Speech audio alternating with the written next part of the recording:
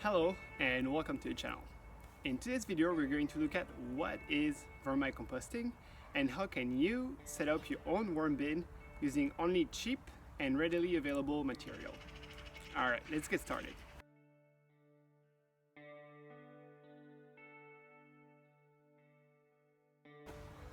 First things first, what is vermicomposting? Well, you probably all know about composting already, the process of using organic waste and turning it into fertilizer using the decomposition natural phenomena. Well, vermicomposting is essentially composting, but you are accelerating the process using earthworms. First question, can you use any earthworms? And the answer is no, but there's many breeds that you can use that are easy to get your hands on. Let's review three principal breeds that people like to use. First of all, there's the red wiggler. The red wiggler is the most popular breed of earthworms for vermicomposting, and the reason for it is that it is extremely adaptable. It can tolerate a temperature range from 0 Celsius to 35 Celsius, which is 33 Fahrenheit to 100 Fahrenheit, roughly. And it is also breeding extremely fast. And that makes it a really good breed and really popular breed. The second breed that we can review is the European nightcrawler. And that is a slightly bigger worm than the red wiggler. And essentially it tolerates the same condition. It is native to Europe, so it is used to pretty big temperature range. However, one thing that makes it unique is that it thrives in environments that are really rich in carbon as compared to nitrogen, which means that it thrives in composts that are mostly fed with fibers. The third popular breed of earthworms is the African nightcrawler, and that is a tropical breed, which means if you live in a temperate climate like here in France, you should not use the African nightcrawler. However, it will thrive in warmer climates, and people love the African nightcrawler because it is a big worm that eats a lot and that breeds really fast and that reaches maturity really fast, and that's why it is a popular breed in the tropical region of the world. So that's for the different breeds or types of earthworms that you can use for vermicomposting. Second logical question is, what is the yield? What is the goal of vermicomposting? Well, the goal is to get worm casting, which is an organic fertilizer that is extremely efficient to grow pretty much any type of plants. Yeah, that sounds magic. It is magic. Let's talk about the yields that you get in terms of volume. Well, essentially, if you're doing vermicomposting right, if your bin is a good setup, you will more or less end up with about 60% of the volume of the waste that you put in. 60% of that volume will turn into worm casting. In terms of how often can you harvest the worm casting, well, it greatly depends on the conditions again of your bins and if you're doing it right. Let's give some conservative estimates. You can harvest about every 3 to 6 months, which is equal to 2 to 4 times a year. If you're doing it right, you could even do it every 60 days, which is pretty much 6 harvests a year. Now let's talk about the worm casting, the final product. Well, what makes worm casting so great for growing pretty much any plants? Well, just like any traditional NPK fertilizer, it is rich in nitrogen, phosphorus, and potassium, which is essential for the plant development at any stage of growth. However, what makes it much superior to chemical fertilizer is that it is loaded in microorganisms, in bacteria, which are necessary in order to make your soil suitable for the plant. The plant needs those microorganisms. Third thing that the worm casting has that chemical fertilizers and other traditional fertilizers do not have is humic acid. which is something that is produced exclusively through the digestion process of the worm and really helps the roots of your plants absorb the nutrients in the soil. Alright, we've talked about the yield, we've talked about the different breeds of worm. Now let's talk about what you feed the worm. What is the raw material or the feedstock? Well, that's the beautiful thing about vermicomposting, is that it will eat pretty much any organic waste. But there's things to keep in mind. Two things at least to keep in mind. First of all, you need to keep in mind the ratio between carbon and nitrogen that you feed your worms. And that sounds complicated, but there is ways to make it more simple. Let's think about ways to differentiate the waste. The ones that are rich in carbon will be brown, and the one that will be rich in nitrogen will be green. This is not as simple and clear cut as that, but this is a generalization that you can go with, and you can use that to feed your worm efficiently. No, you want to keep the carbon ratio and the nitrogen ratio, the brown and green ratio, roughly equal, 50-50. Now let's talk about what makes it a brown feed and what makes it a green feed. Well, essentially a brown feed is fiber, it is dead leaves, let's see, it's paper, it is cardboard. All this you can feed your worm, they will love it. When it comes to green feed, it's pretty much fruits, vegetables, garden scraps, agricultural waste. All these can fall into the category of the green feed. And you have to keep in mind the ratio, the C to N ratio, the carbon to nitrogen ratio, in order to make sure that the mass of what you feed your worm will be roughly equal between those two categories. So that was the first thing to keep in mind. The second thing to keep in mind is related to the anatomy of the worm. And worms, like other animals, have gizzards, which are essentially muscles at the top of their digestive tract that kind of filters how much food gets into the digestive system. More complicated than that, but let's put it in simple terms. In order to work with those gizzards, you need grit or fine particles. Chickens have the same feeding habits. When you feed chickens, you need to put a little grit in order to help them help the transit. Well, for worms, there's different grit that you can use. Most people use coffee ground. Keep in mind with coffee that it has to have been used, water has to have flowed through. The reason for that, and we'll talk more about it, is that coffee that has not been used or that has not had water flow through is really acidic, and the worms will hate it. So if you use coffee, make sure it's used coffee. You can also do crushed eggshells. That's really popular and people love that because it's also a source of calcium. And you can also add sand, but make sure it is really thin particles of sand, not pebbles. All right, now that we've discussed what type of worms to use, what you should feed your worms, and what kind of yields you're looking for, let's talk about how to construct the bin. And that is extremely simple, and you'll see why. Essentially, if you're beginning with vermicomposting, you should start with a plastic bin. There's different ways to do it. For beginners, it is easier to control the environment when you use a plastic bin. So I found this laying in my basement. Nothing was happening with it. So I figured that why not construct a second worm bin? Because I have too much worms in my first one. And so this is the bin. You should not go smaller than that. This is about 50 centimeters by 30 centimeters and 50 deep. This is a rather small one, and you should not go smaller than this. But you can go much bigger than this if you can find a bin laying around in your house, or if you want to buy it.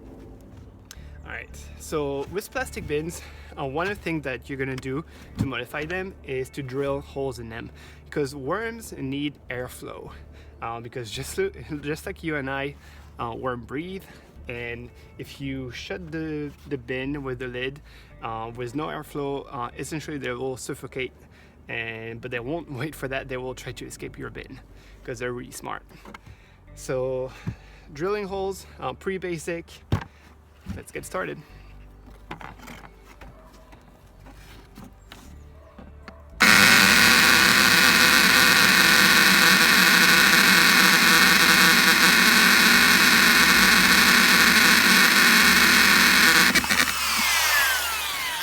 Alright, so I am done drilling holes in the side of the bin. You can see that they're not in any very regular pattern. I have not used measurements for it. The reason for it is that I'm not really OCD'd about it. But the one thing that you do have to be mindful for is drilling at the bottom of the bin. It is necessary to drill at the bottom of the bin just to improve drainage, or basically to create drainage. And you cannot drill holes anywhere because it has to be at the right spot. How do you find the right spot? Essentially, you just put a little bit of water at the bottom of your bin and let it be still for 10 seconds and look at where the water collects. And where the water collects is where you need to drill holes. For my bin, it collects at the center of it and at the corners of it. So this is where I am going to be drilling holes.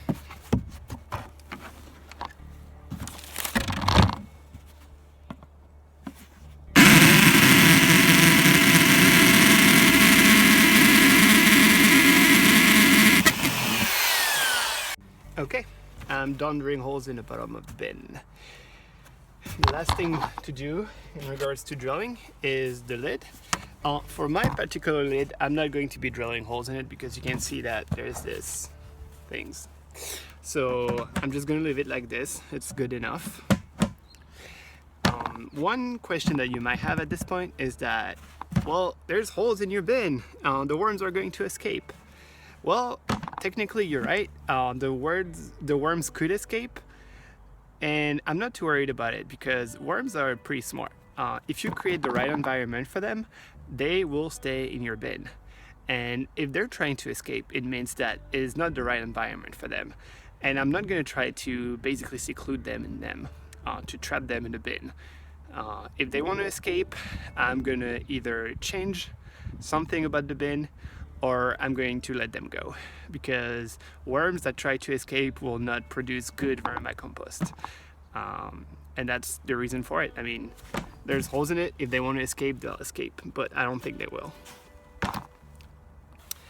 So now you're probably thinking, well, what is the right setting for my worms? What is the right environment? And that is the last very important thing to keep in mind when you're getting started in vermicomposting.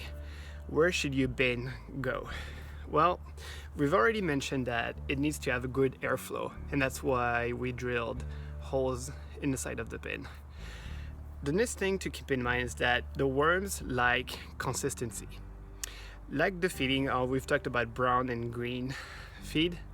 You can pretty much feed your worms anything. What they like though is have a consistent diet.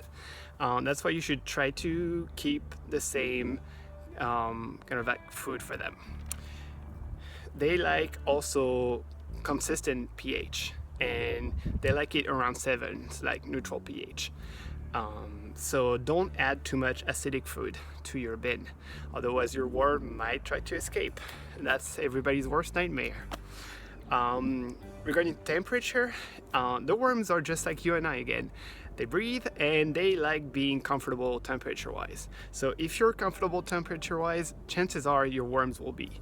If you want to put a numeric value on it, 18 degrees Celsius or 65 degrees Fahrenheit is what the worms like.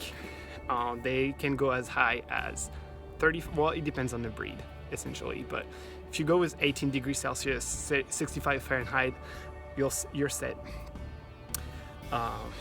They also want to be in the dark. They hate the light. They will try to stay away from the light. That's why some people kind of like put a light above their bin in order to make sure that the worms don't escape, and they kind of like burrow inside the bin. But if you're doing things right, if you're putting it in the right setting, you won't need to do that. Just put your bin in a dark place. It's not like plants. And the last thing to keep in mind is moisture. And that's a little bit more abstract, because essentially the worms like 80% to 90% moisture, but it's hard to wrap your head around what does it mean. A good test for making sure that your substrate or your bedding is moist enough is that when you pick it up, it should not leak water. But if you press it, there should be some water dropping. Kind of like a sponge when you're done doing the dishes. You set the sponge back, there's no water leaking through it, but if you grab it again and press it, there's going to be water coming down. So that's the right amount of moisture, roughly. Okay, last thing to do before you are ready to add your worms to the bin is construct the bedding. Now, first thing to consider about the bedding is what is its function. The bedding for worms is essentially where they chill when they don't feed. So it has to be a comfortable environment for them. How do you make them comfortable? You need something that will keep the moisture in and that would let the air flow through. So there's lots of different material that you can use for bedding. Some of the possible ones are newspaper, junk mail. It's beautiful to put junk mail in it. Who likes to get junk mail? Just feed it to your worms, it feels great. Peat moss, you can put egg boxes or the cardboards that the eggs come in.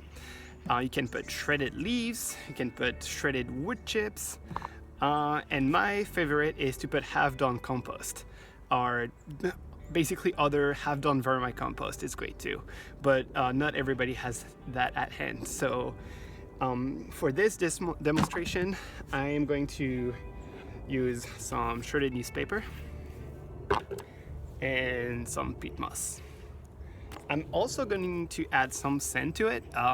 That's just for my own experiment. I don't think that's really necessary for it. I have a sneaking suspicion that could help kickstart the process for the worms to set in and start eating and digesting correctly. But you don't really have to do that. So very simple. Grab your newspaper.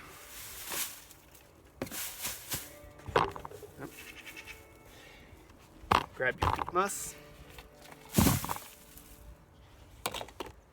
Actually, I think one box will be enough.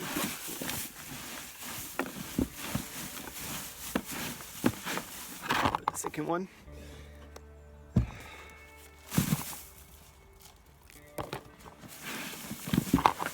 Just shuffle it in. And I'm going to add some sand in it. Not too much.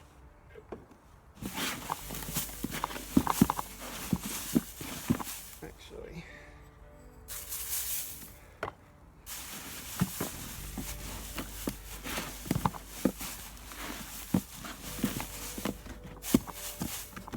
Alright. And now what you need to do is add some water to it. So for the water, honestly, you can just go crazy if you want. Just make sure that you drain it through after that. So just grab your water and go for it.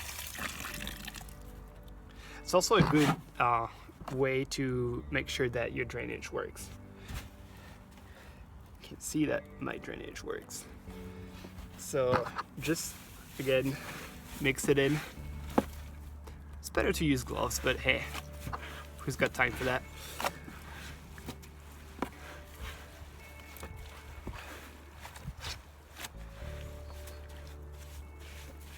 Alright, and then you just let it drain until, again, it's got the 80 to 90% moisture in it. Alright, we are now ready to add the worms to the bin. I've actually gone a bit crazy with the water just for video purposes, and I had to wait for it to drain. But yeah, no, it's good, and ready to add the worms. So for a bin like this, you'd normally be ready to add at least 1 pound of worms. For me, I'm just gonna add 10 of them, and just so I can count them and kind of like keep track of how fast they're reproducing. But for you, you've constructed a beautiful bin like that. Go crazy, add 1 pound, 2 pounds of worms. They'll be ready to go. So here we go. I've isolated these this morning. Let's see if you can see them. Well, hopefully you can see them in there. There's 10 of them, maybe a little bit more, I'm not sure. And we just put them in here. Try not to drop them too hard.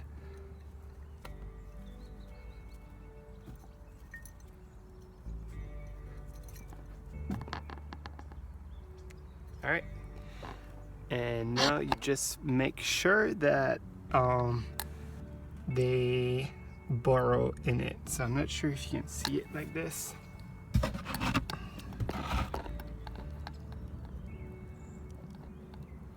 Hopefully you can see them. They're trying to find their way down. So one thing to do once you've added your worms to the pile is that you need to make sure they don't escape, and you need to leave it in the light for I'd say at least 1 hour, because that's how, wow, look how long that one is. I don't know if you can see it. Yeah, if you leave some light, this is how they will find their way in the bottom of the bin. They do need light to kind of like orient themselves. Last thing I want to discuss in this video is where you get your worms from. And you can buy them online. There's a lot of suppliers and they have great worms. Another thing that I didn't know when I started, well actually I found out when I wanted to start vermicomposting, is that you probably have worms in your yard if you've have had a compost pile for at least 5 to 10 years.